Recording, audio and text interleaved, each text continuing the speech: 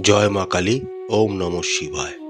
আগামী 15ই মে 2025 বৃহস্পতিবার রাত্রি 2:30 নাগাদ দেবগুরু বৃহস্পতি তার বর্তমান অবস্থান বৃষ রাশি ত্যাগ করবেন এবং মিথুন রাশিতে গোচর করতে শুরু করবেন। 15ই মে 2025 থেকে 1 জুন 2026 পর্যন্ত দেবগুরু বৃহস্পতি মিথুন রাশিতেই গোচর করবেন। মিথুন রাশিতে গোচরকালে 18ই অক্টোবর 2025 থেকে 4 ডিসেম্বর 2025 এই সময়কালটিতে দেবগুরু বৃহস্পতি কর্কট রাশিতে গোচর করবেন। আসুন এবার আমরা দেখে নিই দেবগুরুর বৃহস্পতির এই মিথুন রাশিতে গোচর মীন রাশির জাতক জাতিকাদের সাপেক্ষে তাদের জীবনে কী প্রভাব নিয়ে আসতে চলেছে। মিথুন রাশিতে গোচরকালে দেবগুরু বৃহস্পতি মৃগশিরা, যেটি মঙ্গলের নক্ষত্র, আদ্রা, যেটি রাহুর নক্ষত্র, এবং পুনর্বসু, যেটি দেবগুরু বৃহস্পতির নিজস্ব নক্ষত্র, তার উপর দিয়ে গমন করবেন। মীন রাশির সাপেক্ষে দেবগুরু বৃহস্পতি হলেন রাশি অধিপতি এবং দশম ঘরের অধিপতি। আপনাদের রাশির সাপেক্ষে দেবগুরু বৃহস্পতি চতুর্থ ভাব মিথুন রাশিতে গোচর করবেন এবং মিথুন রাশিতে গোচরকালে দেবগুরু বৃহস্পতি তার পঞ্চম দৃষ্টি আপনাদের অষ্টম ভাব তুলা রাশিতে প্রদান করবেন, সপ্তম দৃষ্টি আপনাদের দশম ভাব ধনু রাশিতে প্রদান করবেন এবং তার নবম দৃষ্টি আপনাদের রাশির সাপেক্ষে দ্বাদশ ভাব কুম্ভ রাশিতে প্রদান করবেন। মীন রাশির জাতক জাতিকাদের সাপেক্ষে দেবগুরু বৃহস্পতি হলেন রাশি অধিপতি। রাশি অধিপতি বৃহস্পতি চতুর্থ ঘরে অবস্থানের কারণে পেশাগত উন্নতি ঘটবে এবং কর্মক্ষেত্রে আপনাদের কাজের জন্য স্বীকৃতি পাবেন। আপনাদের রাশির সাপেক্ষে দশম ঘরে দেবগুরুর বৃহস্পতির সপ্তম দৃষ্টি থাকার জন্য আপনাদের কেরিয়ারে স্থিতিশীলতা আসবে, পদোন্নতি ঘটবে এবং নেতৃত্বের ভূমিকা আপনাদের মধ্যে বৃদ্ধি করবে।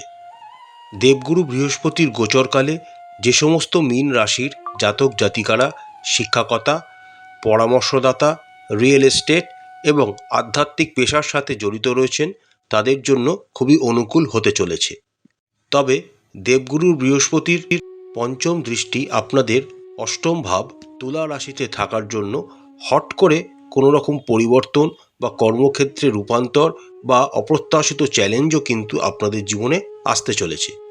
যে সমস্ত মীন রাশির জাতক জাতিকারা ব্যবসার সাথে জড়িত রয়েছেন তাদের ব্যবসার সম্প্রসারণ ঘটবে, আর্থিক সম্প্রসারণ ঘটবে, তবে ঝুঁকিপূর্ণ বিনিয়োগের ক্ষেত্রে সতর্কতা অবলম্বন একান্ত প্রয়োজনীয় হবে আপনাদের জন্য। আর্থিক বিষয়ের কথা বললে দেবগুরুর বৃহস্পতির চতুর্থ ভাবের ওপর গোচর আপনাদের জীবনে আয় ও ব্যয় উভয় নিয়ে আসতে চলেছে। অষ্টম ঘরে দেবগুরুর বৃহস্পতির পঞ্চম দৃষ্টি আপনাদের হট করে কোনো উত্তরাধিকার সূত্রে সম্পত্তি লাভ বা আকস্মিক কোনো আর্থিক লাভ বা লাভজনক বিনিয়োগের ইঙ্গিত কিন্তু আপনাদের জন্মছক থেকে পাওয়া যাচ্ছে। তবে তার সাথে দেবগুরুর বৃহস্পতির নবম দৃষ্টি আপনাদের দ্বাদশ ভাব কুম্ভ রাশিতে থাকবে। দ্বাদশ ভাবে দেবগুরুর বৃহস্পতির দৃষ্টি থাকার জন্য ভ্রমণ, আধ্যাত্মিক সাধনা বা বিদেশে কোনো কাজের ক্ষেত্রে বা ব্যস্ততার জন্য কোনো সম্পর্কিত ব্যয় কিন্তু মীন রাশির জাতক জাতিকাদের জীবনে আসতে চলেছে। আপনারা যদি এই সময়কালে ব্যয়গুলিকে বুদ্ধিমানের সাথে পরিচালনা করতে পারেন এবং আর্থিক বিষয় অপ্রয়োজনীয় ঝুঁকি এড়াতে পারেন তাহলে আপনাদের অর্থনৈতিক শ্রীবৃদ্ধি অবশ্যই ঘটবে। চতুর্থ ঘরে দেবগুরু বৃহস্পতির অবস্থানের জন্য আপনাদের পারিবারিক জীবনের অনেক উন্নতি ঘটবে। এই সময়কালে আপনাদের পরিবারের গুরুজনদের সাথে সম্পর্ক মধুর হয়ে উঠবে, আপনাদের মধ্যে পারিবারিক সম্প্রীতি বৃদ্ধি পাবে, একে অপরের সাথে আপনারা এই সময় কোনো ভ্রমণেও যাওয়ার সম্ভাবনা কিন্তু দেখা যাচ্ছে। অর্থাৎ দেবগুরু বৃহস্পতির এই চতুর্থভাবে অবস্থান আপনাদের শান্তিপূর্ণ পারিবারিক পরিবেশ গড়ে তুলতে সাহায্য করবে। চতুর্থভাবে দেবগুরু বৃহস্পতির অবস্থানকালে কিছু মীন রাশির জাতক জাতিকারা স্থানান্তর বা সম্পত্তি কেনা বা তাদের বাড়ি সংস্কার করার কথা বিবেচনা করতে পারেন। তবে দেবগুরু বৃহস্পতির নবম দৃষ্টি আপনাদের দ্বাদশ ভাবে থাকার জন্য হট করে কোনো কাজকর্মের সূত্রে পারিবারিক বিচ্ছেদ অর্থাৎ কোনো দূরে চলে যাওয়ার কিন্তু সম্ভাবনাও দেখা যাচ্ছে বা কোনো শিক্ষার কারণে নিজের পরিবার থেকে দূরে গিয়ে সেখানে শিক্ষকতা করা বা শিক্ষার জন্য প্রিপারেশন নেওয়ার কিন্তু সম্ভাবনাও মীন রাশির জাতক জাতিকাদের জীবনে আসতে চলেছে। স্বাস্থ্যের কথা বললে দেবগুরু বৃহস্পতির এই গোচরকালে মীন রাশির জাতক জাতিকাদের যথেষ্ট সাবধানতা অবলম্বন করতে হবে, কারণ দেবগুরু বৃহস্পতির পঞ্চম দৃষ্টি আপনাদের অষ্টম ভাবে এবং দেবগুরু বৃহস্পতির নবম দৃষ্টি আপনাদের দ্বাদশ ভাবে থাকার জন্য গোপন কোনো স্বাস্থ্য সমস্যা আপনাদের কিন্তু বিরক্ত করতে পারে। তাই অবশ্যই ডাক্তারি পরামর্শ নেওয়া উচিত হবে। সঠিক খাদ্যাভ্যাস, ধ্যান এবং নিয়মিত স্বাস্থ্য পরীক্ষা সহ একটি সুষম জীবনধারা আপনাদের জন্য উপকারী প্রমাণিত হতে পারে। আধ্যাত্মিক অনুশীলন এবং মননশীলতার অনুশীলনে জড়িত থাকা মানসিক স্থিতিশীলতা আপনাদের মধ্যে বৃদ্ধি করবে। দশম ভাবের ওপর দেবগুরুর বৃহস্পতির সপ্তম দৃষ্টি থাকার জন্য এই সময়কালে মীন রাশির শিক্ষার্থীরা বিভিন্ন বিষয় থেকে উপকৃত হতে চলেছেন। দেবগুরুর বৃহস্পতির চতুর্থভাবে অবস্থান এই সময় আপনাদের মধ্যে শৃঙ্খলা এবং শিক্ষাগত সাফল্যকে বৃদ্ধি প্রদান করবে। তবে দ্বাদশভাবে দেবগুরুর নবম দৃষ্টি থাকার জন্য এই সময় কিছু মীন রাশির শিক্ষার্থীদের মধ্যে বিদেশে গিয়ে পড়াশোনার আগ্রহ তৈরি হতে পারে।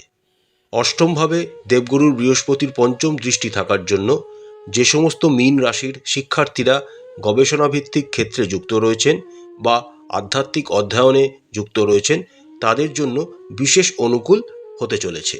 অর্থাৎ দেবগুরুর বৃহস্পতির চতুর্থ ভাবের ওপর দিয়ে গোচর মীন রাশির জাতক জাতিকাদের ওপর এক পরিবর্তনশীল প্রভাব ফেলতে চলেছে।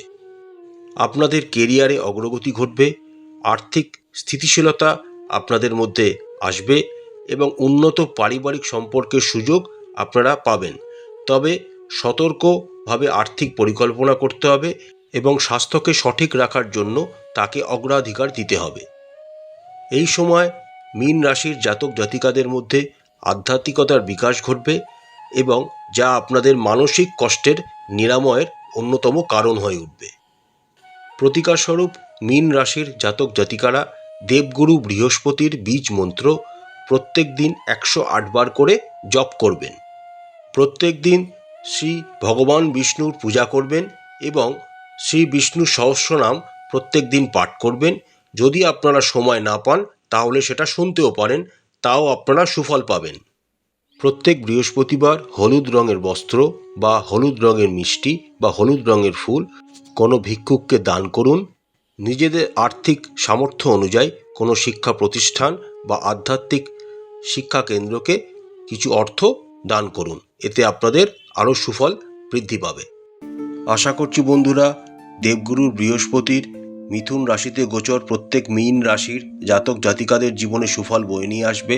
মা কালী আপনাদের মঙ্গল করুন, আপনাদের সমস্ত মনের ইচ্ছা মা কালী পূরণ করুন। আমাদের চ্যানেলটি যদি আপনাদের ভালো লাগে তাহলে অবশ্যই লাইক করবেন, শেয়ার করবেন, সাবস্ক্রাইব করে আমাদের চ্যানেলটির পাশে থাকবেন। নমস্কার।